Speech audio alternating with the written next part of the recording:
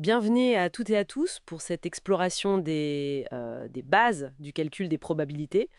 On a quelques documents, des définitions clés, des exemples, vous savez, avec des jeux de cartes, des dés. Oui, bonjour.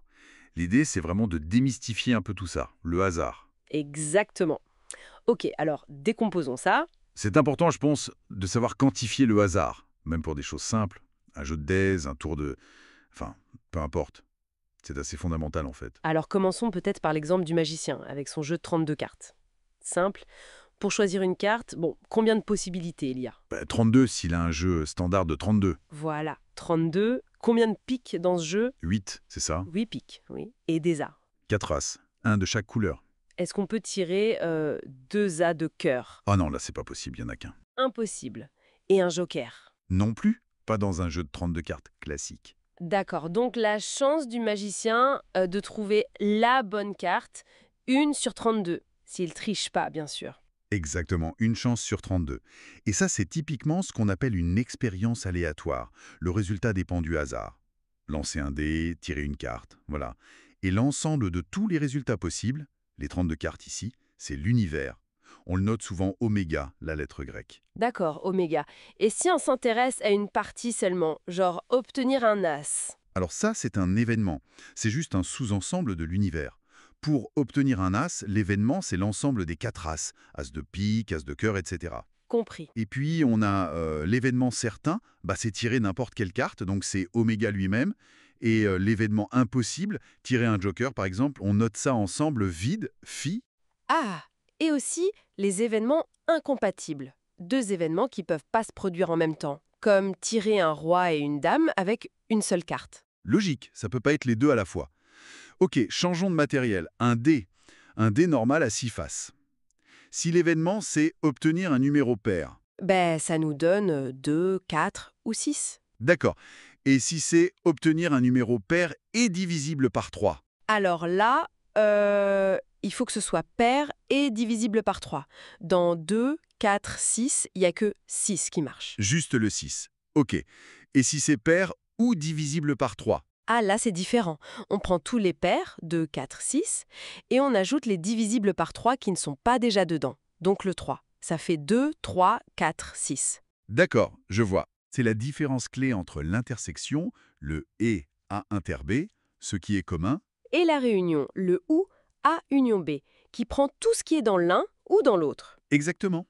Ce sont des opérateurs logiques en fait pour combiner les événements. Et il y a aussi l'événement contraire, c'est ça? Noté à barre. Oui, A bar, c'est tout ce qui n'est pas dans A. Alors si A, c'est obtenir un numéro supérieur ou égal à 3 sur notre dé, Donc 3, 4, 5, 6. alors A bar, le contraire, c'est... C'est obtenir un numéro strictement inférieur à 3. Donc 1 ou 2. D'accord. Et c'est super utile parce que A et A bar, ensemble, ils couvrent tout l'univers. A union A bar égale oméga. Mais ils n'ont rien en commun. A inter A bar égale vide.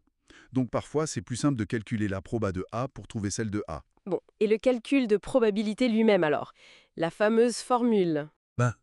Dans le cas plus simple, quand tous les résultats ont la même chance de sortir, on dit équiprobabilité.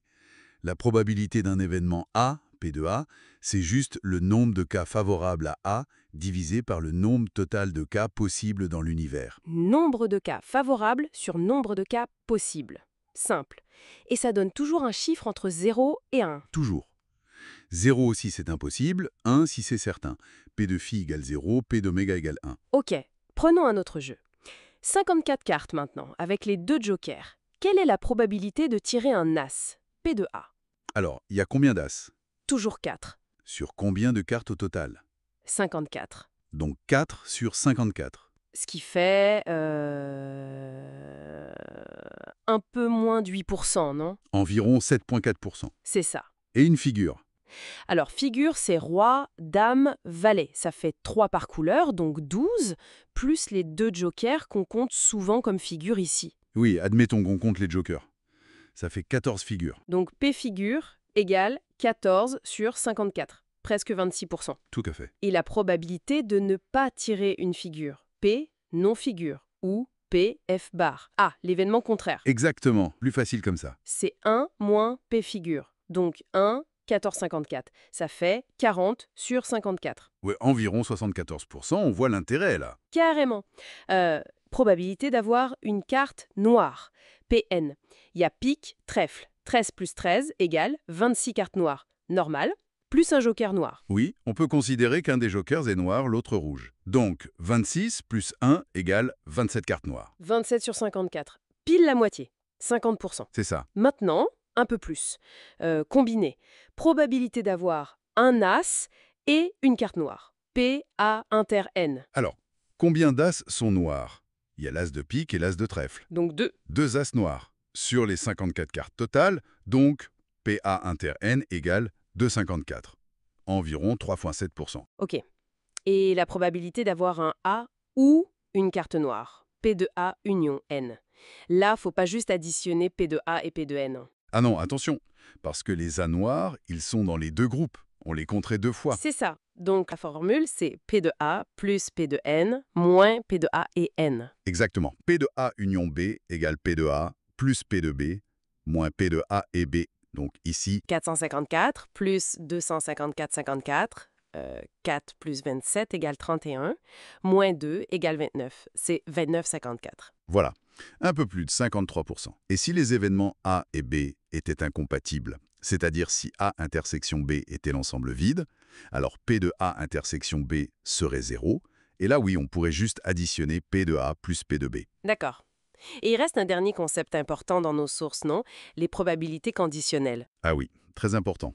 C'est l'idée que l'information peut changer la probabilité. On note P sub A div B, la probabilité que l'événement B se réalise, sachant que l'événement A est déjà réalisé.